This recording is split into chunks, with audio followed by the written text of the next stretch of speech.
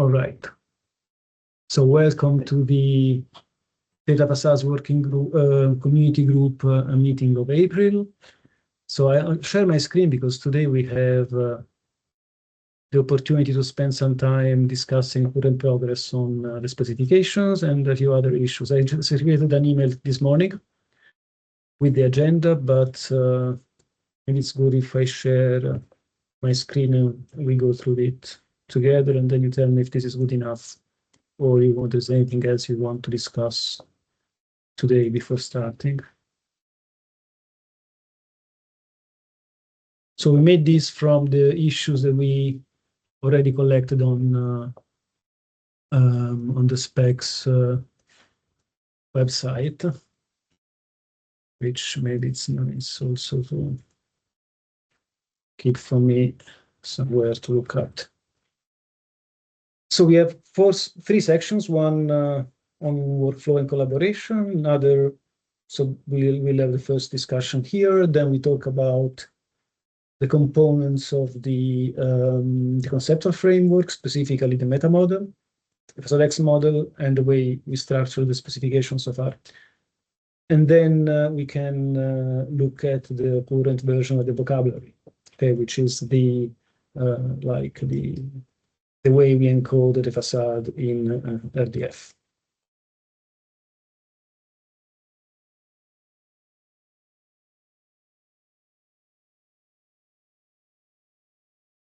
So on collaboration, I think we had a quick exchange on email. I would like to see back to see people.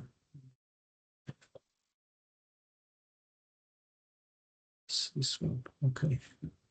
So I'm gonna move this to another screen. Do you see my screen, right? Yes. So we had a discussion both on GitHub issues and also on the email about how do we collaborate on the documents. I think we at some point we had an there was the idea of building a markdown based workflow so that we can annotate and the files directly on GitHub, but we have a clear reference of where the text is, which is because this is very hard to do with HTML files. I don't know if there is any other idea in relation to this. It's great would be good to discuss it. Oh, I also like the idea of Markdown. What kind of annotation language do you use in RML group? Do you yeah? Yeah, the specifications are written also with Markdown, which are generated to our HTML pages. So, and we just do merge requests and then comment on them. Okay, great. And what tool do you use for the conversion to HTML? It's the respec that we follow, and then we have JavaScript that does the generation. Okay. It's openly accessible if you want to see the examples. Okay, great. Yeah. Maybe we can should do the same. Yeah, should do the same. Yeah. It's pretty straightforward. It's just a config file, and then the sections are in Markdown segments, and then we just do merge requests on them. Okay. And we generate the HTML and put them in a versioned folders. Okay. I think we can adopt the same strategy. Yeah. I agree. Yeah.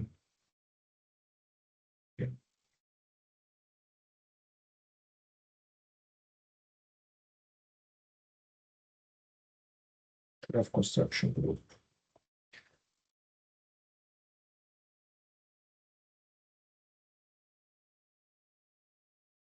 to elaborate on the example of RML, so in every, there are separate modules, and in every module there is a GitHub repository for every module, and then there is a part on the spec, a part on the ontology, and part on the test cases. You can just see it in their repositories. Okay. I think we agreed for now to keep all the specs in one repository for now. So that's easier for us to Yes, of course. keep them in sync. Yeah, but you also brought up the test suite, which is something I think we will have to do, and I created a repository for that. I didn't put it into the agenda today, but this is something we will have to come back to.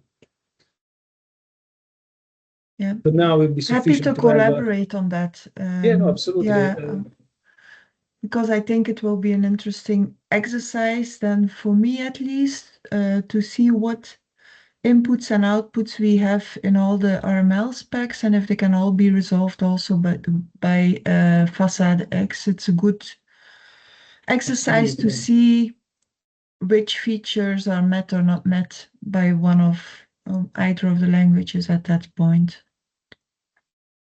Yes, you can see. Actually, this is interesting. I haven't put this into the agenda, but we can maybe have a better discussion on this with the next meeting. So you all have time to look into this. I sketched this repository with an idea on how to organize the test suite, and then we can discuss this next time maybe. The idea is that we have. For each format, we have a folder and then a number of examples in both the original file and the related translation, and associated with the related set of configuration properties. Because clearly, in Facade X, we can have different transformations according to the configuration of the tool. Yeah. And then it's just a matter of producing those. And see, and clearly do it with some purpose so that they illustrate the various features. The only thing that I think we miss here is Sparkle, because there's no Sparkle here. I think that we also had some test suites for Sparkle queries where you have sources and Sparkle queries and the expected result. Yeah. But do you think this will add maybe to test to test functions. Test the functions. Yes. Yeah. Also, we introduced. I think that soon we'll discuss what are the standard functions to be supported by Facade engine and then I think that you need a test suite for them. I agree. Yeah. No, this will be only for the transformation, for the interpretation of the facade. This set. Yeah, you're right. But then, of course, we will probably need to extend that to cover functions and magic properties. Yeah. Makes sense. Okay. Maybe I can. Yeah, but we can start extending the structure of this repository. That's a good point.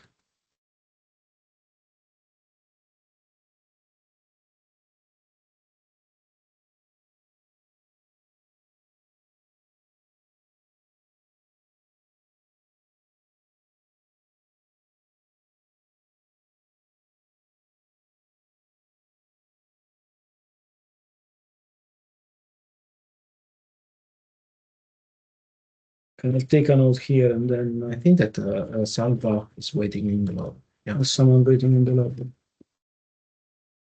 Okay. Okay. No, thank you. This is relevant.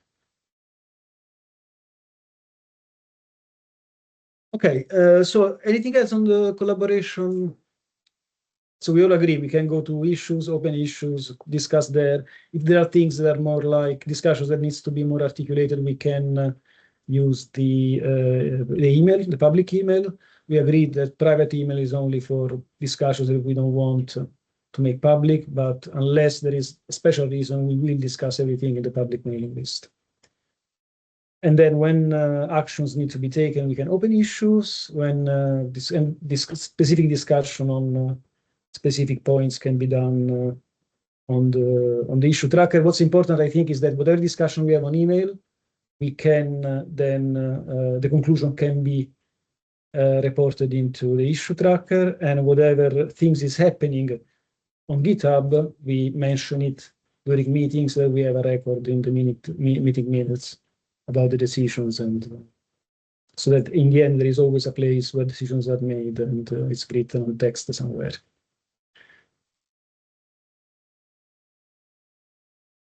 Okay, I think we can move to the second part. So here we grouped a number of issues where we were discussing things about the meta model. I think Ivo is not here today, so part of this discussion was coming from observations that he made on the current spec. I wonder whether Luigi, you want to illustrate the meta model spec since you prepared the draft for it. Yeah, sure. And then maybe so that we have something to discuss too. What I've done. Together. Okay. I will stop sharing for a second. No, we don't even need to stop sharing. I just can go here, and then maybe I can pass you the control.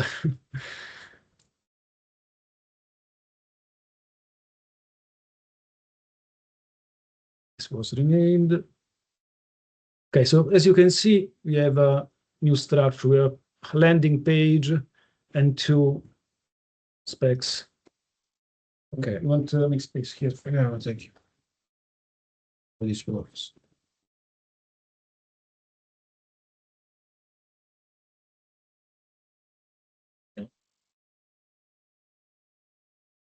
I'm using a strange. My mouse. Yeah, is a bit. It's confusing. I cannot. È quello di sopra. Ah, qua, ok. Left and right is down. Left is up and right is down. I was clicking the wheel. Okay, great. So, the moment this is the meta model. So, first of all, I think that one question was about the term meta model. So we use the term meta model since we identify as where is it? First one. First one. Okay. No. Yeah. We identify as a model the data model. So the model that data, so graphs, that structure a graph, a source data. So that's why. So we call that a model. And FaçadeX is something more abstract. In that sense, is a meta model. So is something that imposes constraints on how models are structured. Okay, so that's why we call the FaçadeX meta model, and so that's why we call that meta model. And here is the meta. So if you want a parallelism with the software engineering entities, classes and relations between classes is so person in a software is a class. So that's the model. The meta model is the UML language. So the UML language says, okay, you can have classes and association have cardinality and so on. So that's why we called it meta model. Okay, so in the FaçadeX meta model, we describe what are the entities, what entities can be in a model. So we have resources, data sources, containers, slots, values, and root and types. Okay, these are the entities that we can have in a model, so in a instantiation of the meta model. Okay, and I don't know if I have to recap the meaning of all the entities, but the idea is that the main data structure is so we start from the core of this model, which is the container. The container is basically the data structure which contains data in the source, and this can have a type and can have slots. So a slot basically is a sort of relation between the container, which is the data structure, and its values or other containers inside the web container. Okay, so that's the idea. So we identify in the data sources containers, and each container may have values or other containers inside, and all the containers are included in a data source. So the data source is basically matched to the content of a file. Okay, so that's the main idea. And then we have, of course, a relation that links this type of entities. Okay, so includes container, relates a data source with its containers, a slot relates containers and its slots, and so on. I think that it is pretty clear. Okay, the root container is a special container which identifies the container which in a hierarchical data source contains all the other containers of the same data source, of course. Okay, that's it. That's a very general overview of the model. Okay, so let's see again. I don't know if you have questions about it. Okay, I think this is pretty clear. We already presented the model. So one question was from Ivo. Do we really need the notion of slot? So slot here, as is represented in the meta model, basically is a reification of the relation between the container and its values. Okay, so that is from a knowledge representation theory. We can that the slot is can we see it as a reification of the relation between the container and its values or its inner containers, and we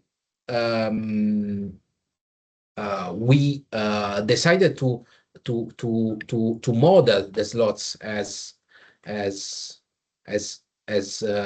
reification. Why? We want to say something about this slot. Okay, for example, we classify slots between between string slots and number slots. We know that it is not represented yet, but we know that slots have keys which identify an order between slot if the norm if the slot is a number slot. So as usual, when you want to say something about a relation, what you usually do is to reify that relation, so to transform the relation into a class, and then you can attach properties to that class. So that's yeah. So if I can say something about this. So the reason I think this is certainly relevant from the point of view of the theory, like of the kind of approach we are using to describe this thing, and but I think originally the need for identifying this component was because we want ways to point at elements of the data source. Okay, so you want to have a place where to put a direct reference to an element of the data source. So, for example, if you have the position of if I have a property, for example, in a JSON object, I want to have a place where to put that piece. Okay, and because that piece will become a relation in the RDF graph, I don't have an entity where to put that piece. If I have a kind of a representation, see if I want to reason and describe that instance or that string. So I want to distinguish. So having an entity type for the slot allow us to point a specific place in the data source and say, okay, there is this thing that acts as a connector between the container object and the value object, for example. No. And so for the point of view of the knowledge representation, we have types for each one of these parts. I think that was intuitively the utility. The second utility is that we can group together different type of relationships, which is the ones that are like lists to the ones that are intuitively maps. So both indexes in a list or keys in a map can be somehow conceived as specialization of the same concept, which is the one that we named slot. Now, the other thing to discuss is if these names are good enough or are sufficiently intuitive, or we need to change them. This is also something that we could do, and that's no problem. I think there was a question, unless Yeah.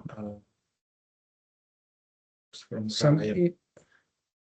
Ryan, do you want to voice it, maybe?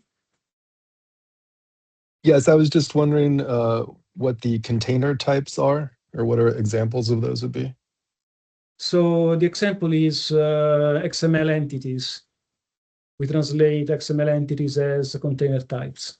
So we have a container type, the name of the XML element. That's where that came from first. And then this is also applies to HTML, clearly any DOM object. And thinking if anything, and also we applied it to Markdown. To Markdown components. BibTeX Yeah, files. BibTeX, we have types. BibTeX entries you have in proceedings, articles. Each entry becomes a container, and then you have the type of that entry. So the idea is that sometimes containers have unary predicates in the form, and we can use types to represent those. Okay. Yeah.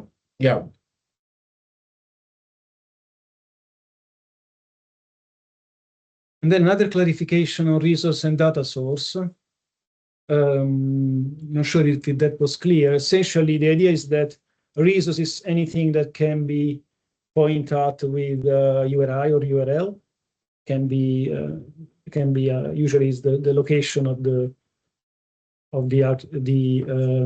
resource, and then within that location there can be one or more data sources. The common example is the Excel spreadsheet, and but also, for example, you may have an archive, a zip file that contains many files. And so one way of doing that is to have this indirection. So we used to say that that a given resource may have one or more data sources. Most of them, they have only one. A JSON file is a resource. They usually have one data source. But we leave this flexibility. There can be cases where we have more. Now, maybe one thing we will need to discuss later is whether this is sufficient. And what if you have like a zip archive with a number of Excel files? I don't know. I don't know how we actually map those. But maybe this is a false problem. I'm not sure. But I think this is for later. But intuitively, when we materialize this in an RDF graph, the data source will be the graph, the named graph, and then we may have different facade models in each graph. The core point is that because the model wants to have one single root, then the root container, then the assumption is that that is where the actual facade starts, where the data starts.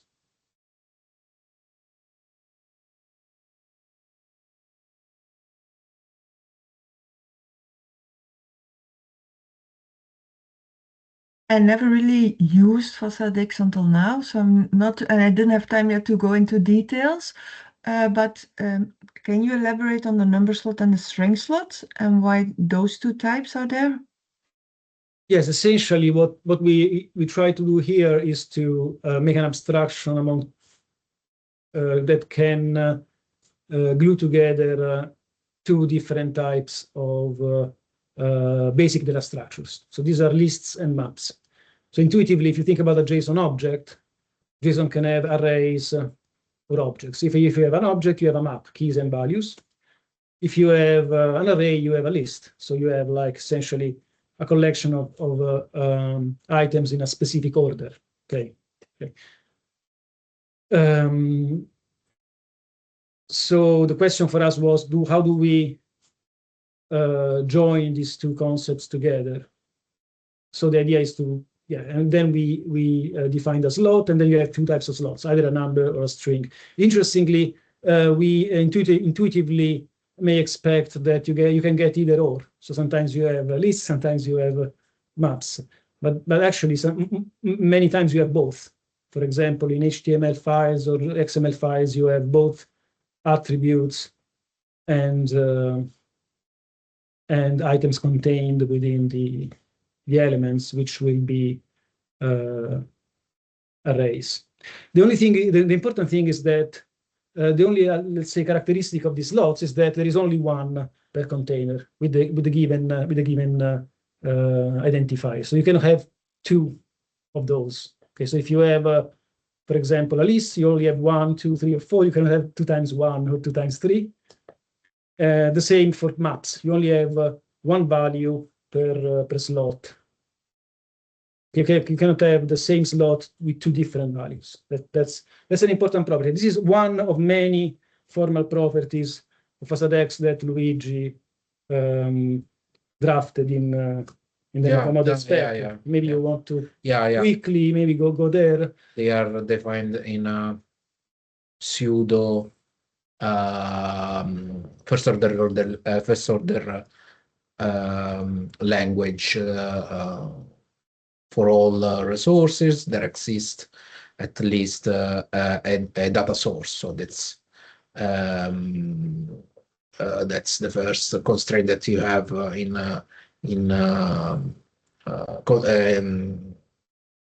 involving both sources and data sources. And then these are, of course,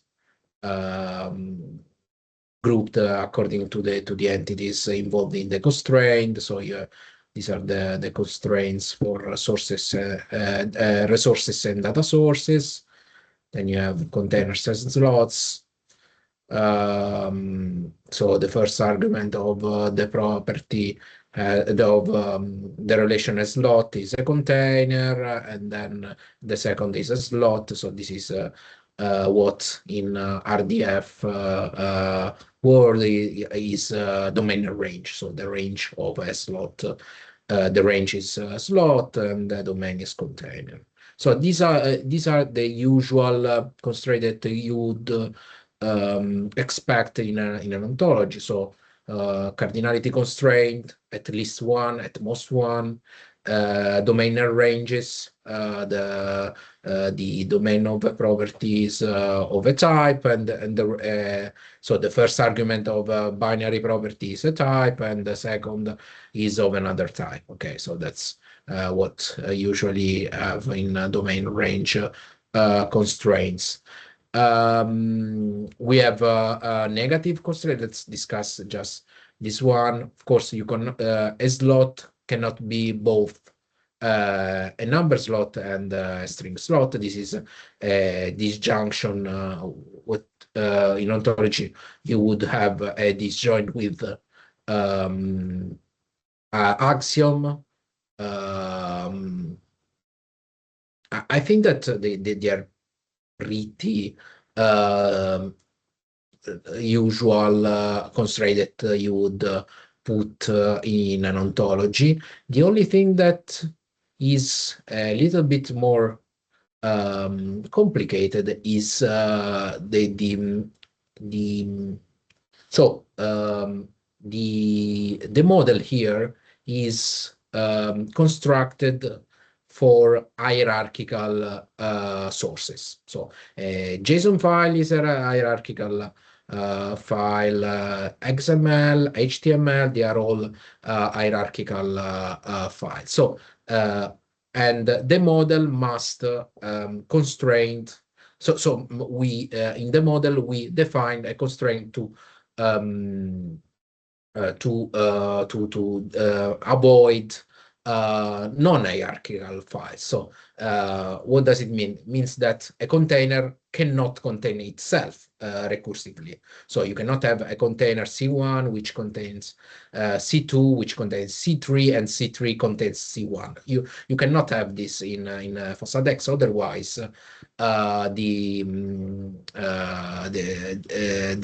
there would be something and not this would come from a non-hierarchical file. So and then we define this constraint here, and so this constraint basically says, okay, you cannot have C1, a container C which has a slot S1, and this slot contains another container C1 which recursively contains C. Okay, so this avoids the situation of a container indirectly contains itself. Okay, and I think that is the only the other thing I think I was saying before, like you cannot have two slots that are different, but have the same value. That's not the same container. The same container. Otherwise, the same container would be contained in two different containers. Exactly. The fact that there is a unique surface somehow in the tree. So we constrained the model so that this applies only for hierarchical data sources. Okay, this is. I think one question here. Sorry if I just move on the discussion. So this document then goes far more into details about describing all the properties of FASADX. Many of them are just formalization of notions that are very intuitive. Many of them we talk about quite often when we speak about FASADX, like this jointness. So if something is a container, cannot be a slot, cannot be a value. These things are really very intuitive. But in this document, we formalize all of them. And I think the question that was raised is whether this level of formalization, I think, how much is this useful and to whom, I would say, okay? Because, for example, if you're a developer that wants to encode a mapping or wants to write a transformation engine, this is not necessarily useful. It might be much more useful to have a by example presentation or a compact representation. But instead, if you want to study or to implement an execution algorithm that can process queries in an intelligent way, then you need these constraints because you want to rule out impossible solutions, for example. And this is why this was our intention. We recently studying this kind of thing, and this is why we invested time originally to express things this way. So at this stage, I think we should think about maybe. I think we need another section here for describing the mappings by example. And maybe we can have like a FASADX concepts that doesn't have all these. Doesn't have all. That is only the intuitive description of what is supposed to be and an informal description of which thing, and then we can have. We can keep these as a formalization in description logic because we need, I think, this to express formally the mappings to the various files. Yeah. Because otherwise we don't have the tools to express syntactically. Okay, for example, when we will work on CSVs or JSON, we will necessarily have to refer either to a specification, if there is any, or to a BNF syntax. And then we do that, we need to have our components well defined to do that. So I think now the task is just to add a primer somehow for FASADX. It just explains what FASADX is, and by example, why it is like that. Yeah. And then we can keep this document as first of the logic description, and then the DF vocabulary. And I think we reached a milestone, and we can then move on to mapping the various formats. Ryan. So it might be useful to think about 3 different audiences. So one audience is people who are interested in implementing FASADX. So like creating a Sparkle anything, but in a different language or something. Then people who are interested in creating, implementing support for new data formats. And then there's people who are just interested in using a tool like Sparkle Anything and who need to see examples of like the input and the output. And that might help kind of structuring the documents is asking which of those 3 audiences this intended for. I think that's a great idea. Yeah, maybe also the academics is which may want to study more the theory And the formal properties of the- formalization. Yeah, maybe they so. But Yeah. I think Ryan is right. So we have the users that want to just use a FASADX power tool to do their own knowledge graph construction Yeah, workflow. And for them, we need an introduction to FASADX saying, okay, you're gonna query this kind of graphs. yeah, Okay, so these are, for example, the common queries you may want to do, and these are the situations you may encounter. Mhm. Then there is, so I'm repeating what you were saying just for my own, to fix the idea. And then there was developers. So you want to, I want to generate a new mapping to a format that has not covered yet. So I need to know what FASADX is and how I can use those to apply them to those cases. And then there was the implementer. So I want to write a new engine in another language or within my own product to access and integrate sources with FASADX. Yeah. Thank you. That's really useful. I think we should do that. And maybe this should be part of the landing page here, where we kind of organize the specifications and we say, maybe we if you are if you want to do this, go here. If we you can want to do that, guide go there. yeah, we can guide the That's a good readers. point. Yeah. Nice. So I'm not taking notes because I am confident our AI will summarize all the points made nicely, and then we will open the issues accordingly. Yeah, we have offline. we're recording. Okay. So we are going straight ahead. Let's see. Where is the meeting agenda? I lost the meeting agenda. Maybe you can go back. This, yeah. No, on the top. Yeah. Yeah. Okay. Yes. In 2, we made one. That's why we're working together. Okay. Anything else on the methodology? I think maybe we should move on to the next section. So we use the last 15 minutes to illustrate the vocabulary. And then Otherwise, we can address the last 2 questions and then keep the RDF for the next meeting. Yeah, that may be a good idea. So that in the meantime, we close this at least. So shall formal properties of FASADX be included in the specification? I think this was I opened it to discuss exactly what we did so far. Okay, that's so. Do we need a more intuitive way of introducing FASADX instead of just going to the formal properties? So I think the question is yes, we need that, but it will be a separate It will not be the first thing you see because that can be quite overwhelming. And how to deal with data source name graph. I think this is about the vocabulary. It's been misplaced.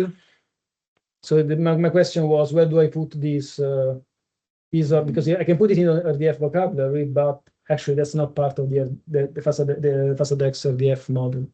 So in the meantime, we will keep it there, and then maybe later we can have a separate document for discussing. We can also leave to the implementation this kind of things. Yeah, maybe some things we won't be able to decide, and we'll just leave it to the implementers to decide. Yeah, that's also possible.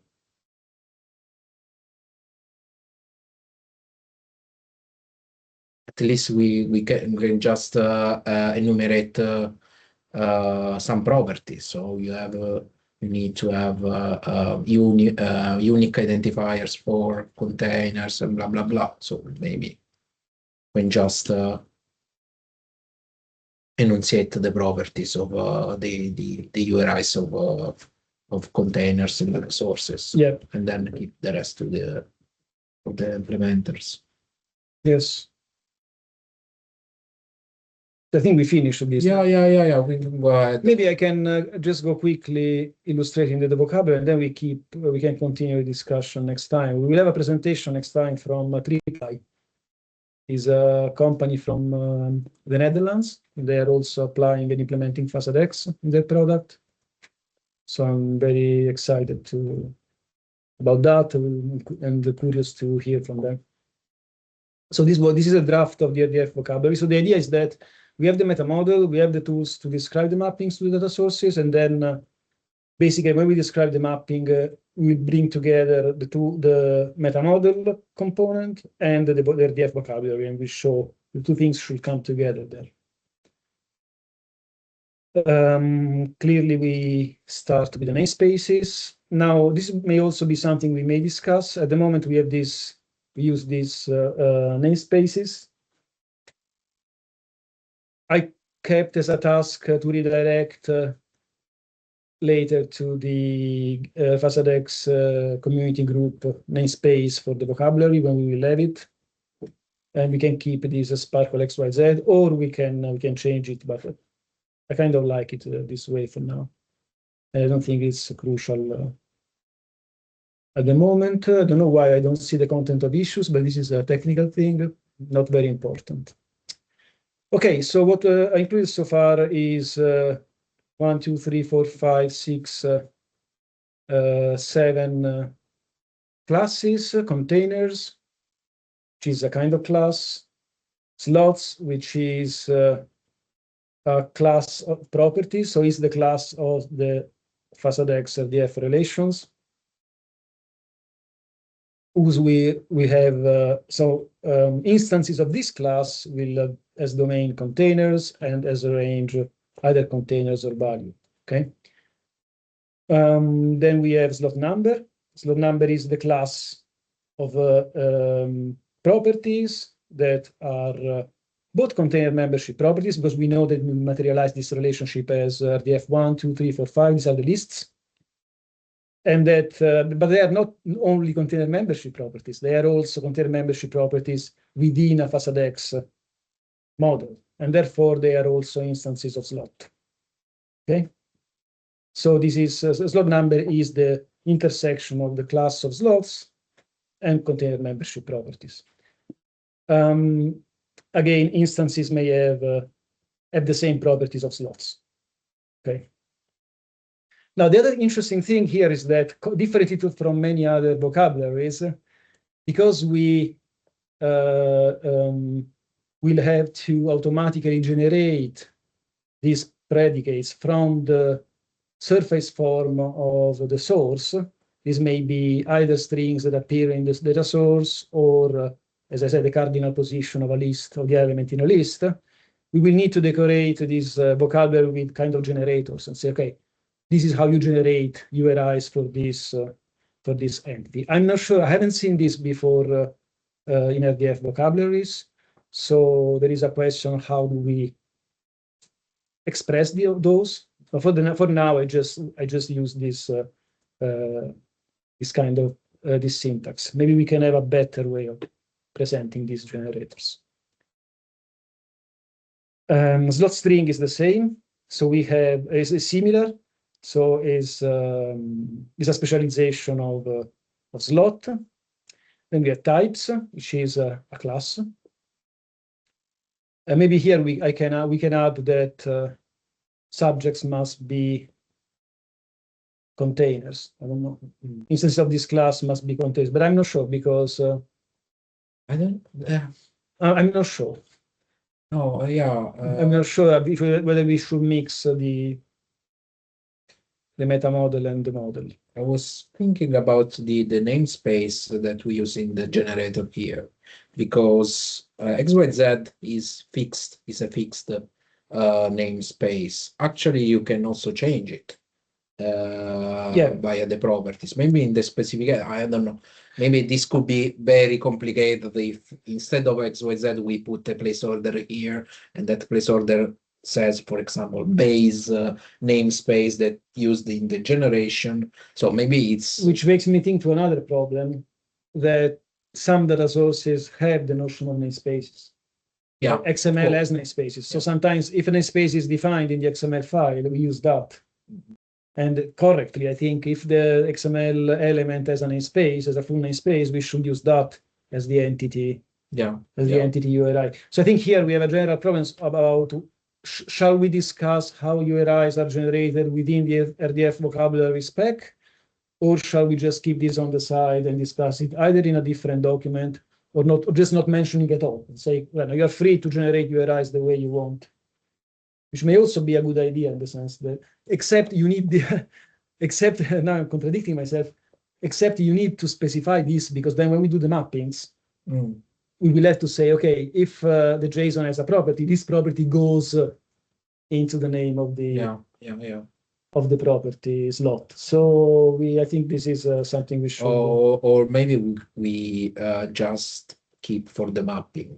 In the mapping we mention the generators, not here. Yes, but then shall we have a place where we discuss how AIs are generated? Yeah. Well, in the because if we don't do it in the meta model. We don't do it in the meta correctly, because that's not RDF. Yeah, that's not doesn't RDF. matter. We don't do it in the vocabulary, so we have a blank. I think that's an interesting problem to have. We need to find a solution. I'll keep illustrating the vocabulary. Yeah. This is wrong. So values don't have a generator. We just use the surface form as it is. This is a mistake. We'll have to fix that. And the last one is the type root, which we know.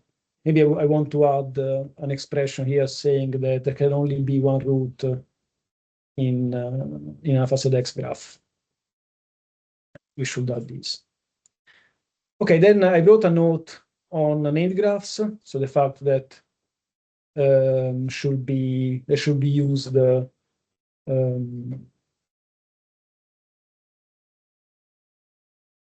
So a FACEDX graph is unique within a certain data source, which is a named graph, and how informally we should refer to those. But we will need to see where this is going. Maybe this stays here or it goes somewhere else. Then I concluded with the formalization of the vocabulary master set syntax, which is a nice and probably a human readable version of OWL. Where basically I write the same things I discussed before. So things are disjoint. Slot is a kind of property, and instances of this property have. So basically, here I'm saying that slots are properties that have as domain container and as range either container or value, and that they are disjoint from these other types. So this is the formalization of the vocabulary. I think there is nothing surprising. Maybe we could also add a shackle implementation of the model that could be useful for, of course, for testing, for example. That's a good idea. Yeah. How do we? Anybody has experience with shackle? Yes. Matthias, you are recruit. Can I recruit you to for example, formulate Shackle expressions to describe, for example, valid FASADEX Output. resources? Yeah. Yes. Maybe we can see how we can integrate it here, for example, like we can have a section on Shackle. Yeah, I can try. Yeah. Cool. Nice. Okay. So yes, that's maybe next time we can discuss that as well. Yeah. Okay, we're approaching to the end of Yes, the I can stop sharing my screen unless there is anything you want to say about what I presented. We can keep going next time in any way. Okay, fantastic. Thank you very much. We already have the placeholder for the next meeting that will be the 4th of May, Star Wars Day. We will have a presentation from Triply, as I said, so I'm very much look forward to that. In the meantime, we'll try to act as much as we can on the things we discussed today and the still open issues. If there is anything, just get in touch. And thank you very much again for coming here today and helping us with this work. Yeah. Bye-bye. Thank you very much. Thanks a lot. Bye-bye. Thank you. Bye.